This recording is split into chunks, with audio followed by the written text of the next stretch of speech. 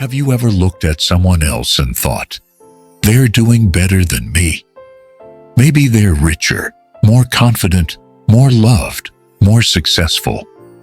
And slowly, without even realizing, you start to believe a silent lie. I'm not enough. But here's something you need to hear. Being enough isn't something you achieve. It's something you accept. And the story I'm about to tell you might just remind you of who you really are. Once upon a time, in a quiet town by the mountains, there lived a young man named Aarav. He wasn't the loudest, not the most handsome. He didn't have many followers or fancy clothes, but he had something else, a heart full of feeling and a mind full of dreams. Still, no matter what he did, Aarav never felt good enough. When he scored 85%, someone else scored 90%. When he helped others, they helped more. When he dressed nicely, someone else looked better. Every achievement was immediately overshadowed by comparison.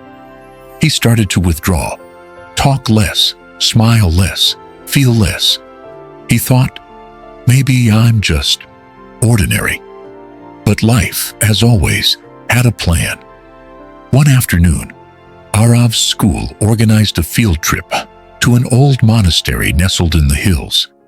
It was home to a wise monk named Venerable Tashi, known for his unusual ways of teaching.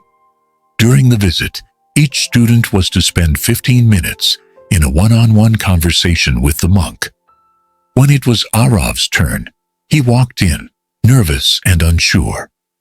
The monk looked up, smiled gently, and said, "What troubles you, child?" Aarav didn't want to speak, but something about the calmness of the room loosened his fear. "I don't feel like I'm enough," he finally whispered. "No matter what I do, someone always does it better." The monk nodded thoughtfully, then walked over to a cupboard and pulled out 3 cups. One was made of gold, one of clay, and one of glass. He poured the same fresh spring water into all 3. Then he asked, "Which cup holds better water?" Aarav stared, confused. "They all hold the same water, master." "Exactly," the monk replied. "Your body, your title, your appearance, they are just cups. But your essence, your being, your spirit, that is the water. And it is equally precious in all."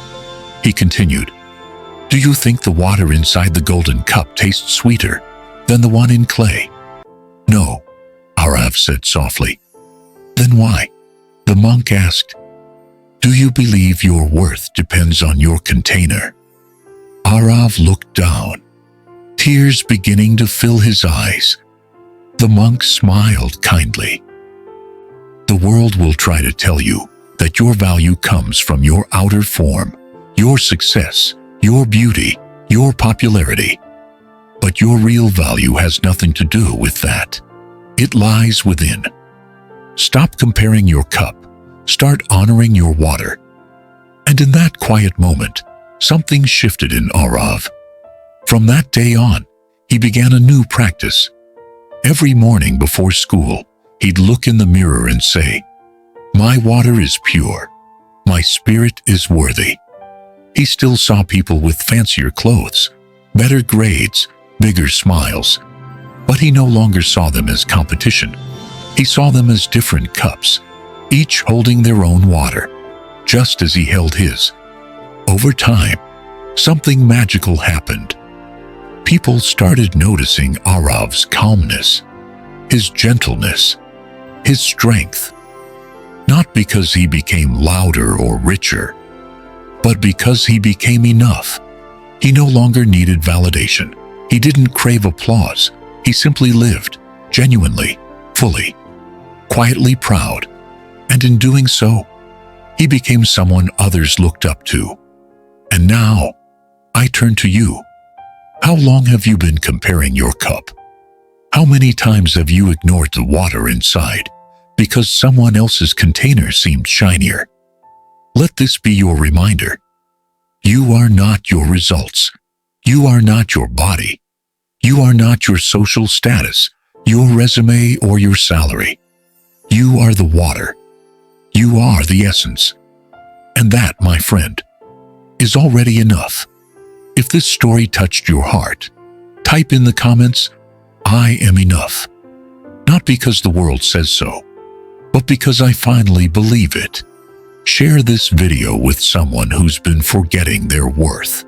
Be the reminder they need.